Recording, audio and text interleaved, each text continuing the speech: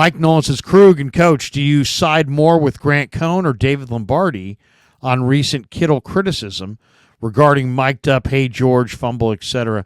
I'm not sure what either said. I would guess. You know that they're both on both extremes. So, Grant. What's Grant saying? Grant is saying that it's inexcusable, that it was embarrassing. It is. And it's par for the course. Yeah. And David is, he's on the far side of it, saying that it's like David literally said, if you have a problem with this play, you do not know football. Like if you have any issue with this play, then you're outing yourself on your knowledge of football. That's what he said. Well, I mean, I understand what he's saying. He's saying that wasn't Kittle's play to make, that it just happened. It just happened. All I would say is what you said and what I would say if I were coaching high school football. Take Kittle's name out of it, because when you throw Kittle, it's like, oh, he's a star. You're ripping a star. Take Kittle out of it. Pretend we're talking high school football. Damn right there's a coaching point there. You go to the whistle. Yeah.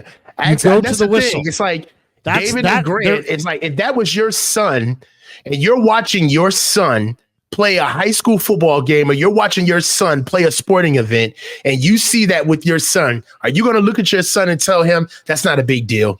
No, I would say talk less and let's focus until we hear the whistle going forward. And yet I understand what Dave's saying from the standpoint of you can't say, oh my God, Kittle. Kittle did not fumble that ball. And right. Kittle was a considerable way away from McCaffrey when that ball hit the carpet. But you keep playing until the whistle. And if George were here, I would say that to George. And if George is the kind of guy that I think he is, and I know he is, he would agree with me. He would say, Krug, you're right. I talk on the field because that's how I play. I understand that I got to play to the whistle. That's it. That is it. So forget the, if Grant's burying him like, hey, you know what? He's the reason the 49ers lost the Super Bowl. No, I'm not going there. But if Dave's covering him like, you can't be critical, I'm not going there. Yeah, like Grant is saying what we're saying, but we're just finalizing it.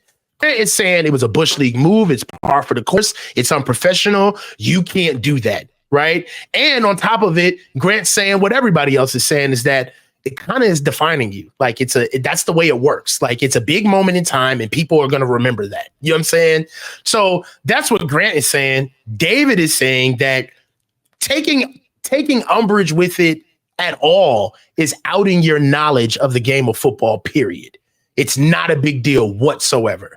So I fall somewhere in the middle because I don't think that that's not a big deal at all. I think that's a big deal. I think it's a huge deal, honestly.